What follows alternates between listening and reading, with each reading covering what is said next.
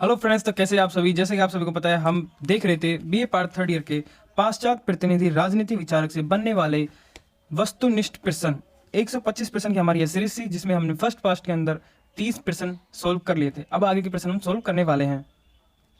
मैं पुनः बता दूं, यह सभी प्रश्न अति महत्वपूर्ण है तथा इन्हीं प्रश्नों में जो गत परीक्षा में प्रश्न आ चुके हैं तथा जो आगे संभावित प्रश्न बन सकते हैं वो सभी इसमें समाहित हैं। तो यह सभी प्रश्न आपके लिए अति महत्वपूर्ण होने वाले हैं। तो चलिए शुरू करते हैं बिना किसी देरी के। तो पहला प्रश्न हमारा यहाँ पे है, शायद हमने 30 देख लिए थे, फिर पुनः देख लेते हैं 30वां। औद्योगिक लोकतंत्र का विचारक किसे माना गया है? मार्क्स, हिंगल, मील या फिर लास्की? बहुत अच्छा क्वेश्चन है और इसका जो राइट आंसर होगा वो होगा लास्की, याद रखिएगा। तो इसका अर्थ हो जाएगा लास्की, यानी औद्योगिक लोकतंत्र का विचारक लास्की को माना गया है। अगला क्वेश्चन हमारा था 31वां। प्राकृतिक अवस्था में होब्स द्वारा कौन सा लक्षण नहीं बताया गया है? याद रखिएगा, बताया गया नहीं बताया गया है। शांतिपूर्ण, निर्धन, पशुवत या फिर कुत्सित? तो देखिए सही आंसर है वो है शांतिपूर्ण। शांतिपूर्ण प्राकृतिक अवस्था में होब्स ने नहीं बताया कि शांतिपूर्ण लक्षण होता है। अगला प्रश्न हमारा आता है 32वां। बहुत अच्छा प्रश्न है, काफ़ी बार पूछा जा चुका है। द प्रिंस ग्रंथ के लेखक हैं अरस्तु, मैकियावली, होब्स, ग्रीन। आप सोचिए इसका राइट आंसर क्या होगा। इसका जो राइट आंसर है वो है मैकियावली। मैकियावली द प्रिंस के लेखक हैं, याद रखिएगा। प्रश्न बहुत इंपॉर्टेंट है प्रिंस वाला, ठीक है, याद रखिएगा। जॉन लॉक ने कौन से अधिकार का उल्लेख नहीं किया है? 4 ऑप्शन फिर से हमारे पास। जीवन का अधिकार, संपत्ति का अधिकार, स्वतंत्रता का अधिकार या फिर काम का अधिकार? बहुत अच्छा क्वेश्चन है, जो इसका राइट आंसर है वो है काम का अधिकार। जॉन लॉक ने काम का अधिकार का उल्लेख नहीं किया है। क्या, एक सेकेंड, राइट आंसर हो जाएगा इसका काम का अधिकार का उल्लेख नहीं किया है जॉन लॉक ने, याद रखिएगा। अगला प्रश्न हमारा आता है 34वां। रूसो के अनुसार सामान्य इच्छा का अर्थ है? ये प्रश्न पहले भी आ चुका है और यही प्रश्न निबंधात्मक भी बन चुका है काफ़ी बार, तो यह इंपॉर्टेंट है, याद रखिएगा। सामान्य जनता की इच्छा, पूर्व सत्ताधारी की इच्छा, लोगों का सामूहिक कल्याण या फिर बहुसंख्य? तो बहुत अच्छा क्वेश्चन है और हमने पहले भी देख लिया, इसका राइट आंसर हो जाएगा से लोगों का सामूहिक कल्याण। इसको मैं इरेज कर देता हूँ, आप स्क्रीनशॉट ले सकते हैं इनका और राइट टिक लगा लीजिए, लोगों का सामूहिक कल्याण। सभी प्रश्न अति महत्वपूर्ण होने वाले हैं, इसलिए पुनः बता दूं, आप चाहें तो इनका स्क्रीनशॉट ले लेना या फिर परीक्षा से पहले एक बार इन वीडियो को देख के जरूर जाएगा। पार्ट फर्स्ट भी इसका बन चुका है, आप जाके चाहें तो प्ले लिस्ट में जाकर देख सकते हैं।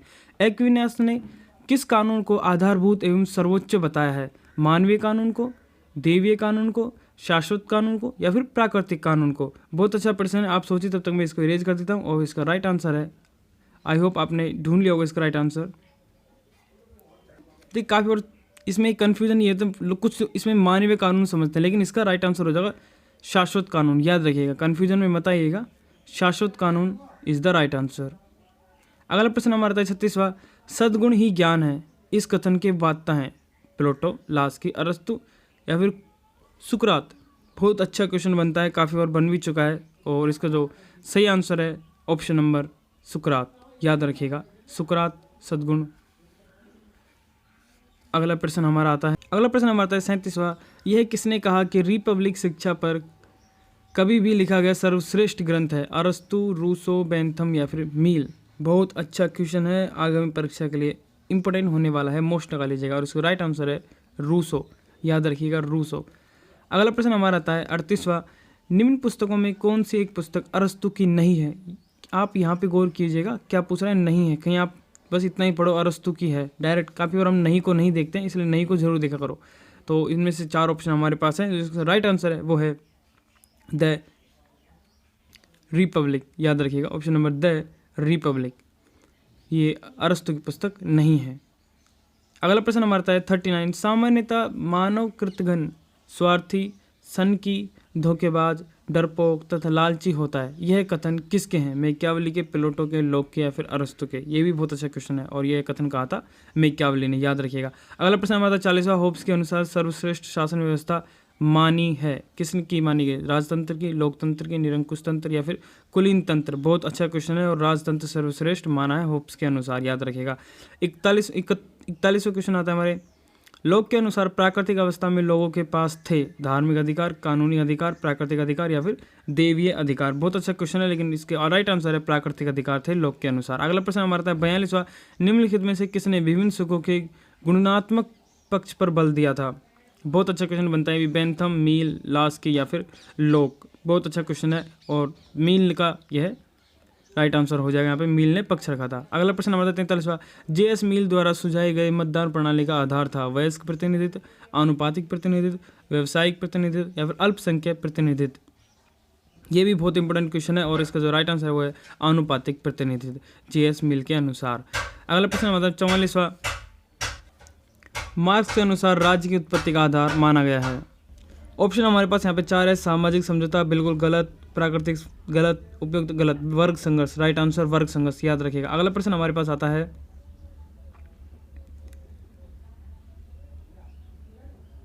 लास्की ने व्यक्ति की स्वतंत्रता को 3 प्रकारों में विभाजित किया है, निम्न में से कौन सा प्रकार उनमें से एक नहीं है। फिर से देखिए, नहीं है वाले क्वेश्चनों पे आप गौर करिएगा। क्या पूछ रहा है? नहीं है, याद रखिएगा हमेशा। न्यायिक स्वतंत्रता, ये फर्स्ट ऑप्शन ही इसका राइट आंसर है। न्यायिक स्वतंत्रता ही नहीं है, व्यक्तिगत स्वतंत्रता भी है, राजनीतिक स्वतंत्रता और आर्थिक भी है। अगला प्रश्न हमारा था 46वां, प्लेटो आदर्श राज्य किसका पक्षधर है, यानी प्लेटो के अनुसार आदर्श राज्य किसका पक्षधर? दार्शनिक राजा, देवीय राजा, निरंकुश राजा या फिर वंशानुगत। मैं इसको रीड करता हूँ, तब तक आप सोचिए इसका राइट आंसर क्या है। इसका जो राइट आंसर है वो है ऑप्शन नंबर ए, दार्शनिक राजा, याद रखिएगा। मैं लगा देता हूँ इसको गोले में। आप चाहें तो इन सभी क्वेश्चनों के स्क्रीनशॉट ले सकते हैं या अन्यथा फिर आपको इसकी पीडीएफ में हमारे टेलीग्राम लिंक पर प्रोवाइड करा दूंगा। अन्यथा आप इस वीडियो को भी 2-3 बार देख लेना और आप पास हो जाएंगे। बस पेपर से पहले जब जाओ एग्जाम देने तो एक दो बार इन वीडियो को जरूर देख लेना। अगला प्रश्न हमारा निम्न में से किसने कहा कि राज्य व्यक्ति की पूर्वगामी है? अरस्तु, प्लेटो, बेंथम या फिर मार्क्स। बहुत अच्छा प्रश्न है, अरस्तु का यह कथन था, याद रखिएगा। अगला प्रश्न हमारा था 48वां, एक्विनास के अनुसार कौन सी शासन व्यवस्था सर्वश्रेष्ठ थी? बहुत अच्छा क्वेश्चन है। यहाँ पे एक्विनास के अनुसार पूछ रहा है कि कौन सी शासन व्यवस्था अच्छी थी, तो राजतंत्र एक्विनास के अनुसार सबसे अच्छी शासन व्यवस्था थी। 49 प्रश्न हमारा था, होब्स का सामाजिक समझौता सिद्धांत किस पुस्तक में लिखा गया था? ये भी बहुत अच्छा प्रश्न है और इसका राइट आंसर है लेवियाथन, याद रखिएगा, लेवियाथन। बहुत अच्छा। नेक्स्ट प्रश्न हमारा था, होब्स द्वारा किस अध्ययन पद्धति को अपनाया गया था? बहुत अच्छा प्रश्न है। कौन सी पद्धति को अपनाया गया था, याद रखिएगा।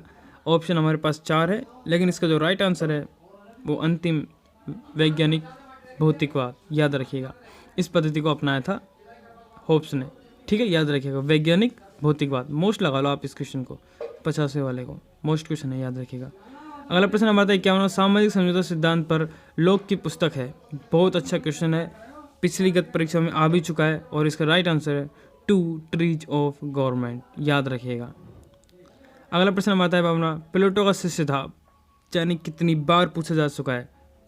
सुकरात, याद रखिएगा। 43वां, किसने शिक्षा की मॉनिटर पद्धति पर जोर दिया था? ये भी बहुत अच्छा प्रश्न है, बेंथम ने, याद रखिएगा। अगला प्रश्न हमारा है, सर्वहार वर्ग की तानाशाही की धारणा का प्रतिपादन किसके द्वारा किया गया था? बहुत अच्छा प्रश्न है, कार्ल मार्क्स के द्वारा किया गया था। मैं इन क्वेश्चनों के आंसर आपको इसलिए जल्दी करने की कोशिश कर रहा हूँ ताकि सिर्फ आप इनको सुन सको और जल्दी जल्दी याद आपको हो सके। 1-2 बार आप सुनोगे और आपको याद हो जाएगा, क्योंकि ऑप्शन क्वेश्चन नहीं है, इनको समझने से ज़्यादा रटा जाता है, याद रखिएगा। और अगर आपने थ्योरी पढ़ी है तो फिर आप एक बार इन क्वेश्चनों को पढ़ने के बाद दोबारा नहीं बोल सकते। अगर थ्योरी नहीं पढ़ी फिर भी आप इन वीडियो को 1 या 2 बार देखोगे तो आपको समझ आ जाएगा। और मैं पुनः बता दूँ, बहुत अच्छे क्वेश्चन है, इनसे बाहर जाने की बहुत कम संभावनाएं हैं। नेक्स्ट प्रश्न हमारा था, आधुनिक राजनीतिक दार्शनिक का जनक किसे कहा जाता है? बहुत अच्छा प्रश्न है, काफ़ी बार आ भी चुका है, अरस्तु को, याद रखेगा। निबंधात्मक क्वेश्चन भी बन चुका है, आधुनिक राजनीतिक दर्शन का जनक किसे कहा जाता है? विस्तार से समझाएं, अरस्तु को, याद रखेगा। निबंधात्मक क्वेश्चन भी बन जाते हैं इनमें से ही।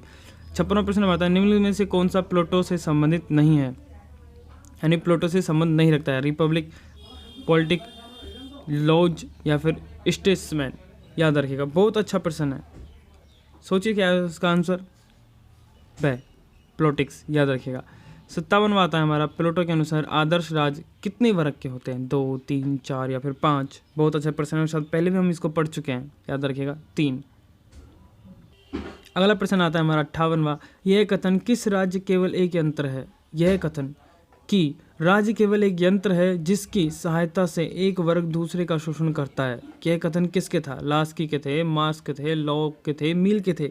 शायद आपने पढ़ा हो तो आप इसका राइट आंसर 1 सेकंड में दे दोगे। मार्क्स का यह कथन था, याद रखिएगा। 59 हमारा आता है, वितरणात्मक न्याय अवधारणा सर्वप्रथम किसने दी? ये भी मोस्ट इंपोर्टेंट क्वेश्चन लगा लीजिएगा, यह दिया था अरस्तु ने। अंतिम हमारा प्रश्न आज हम देखने वाले हैं 60वां, यह किसकी मान्यता थी कि स्त्रियों को भी प्रतिनिधित्व मिलना चाहिए? इंपॉर्टेंट क्वेश्चन, याद रखिएगा यह कथन मील के थे।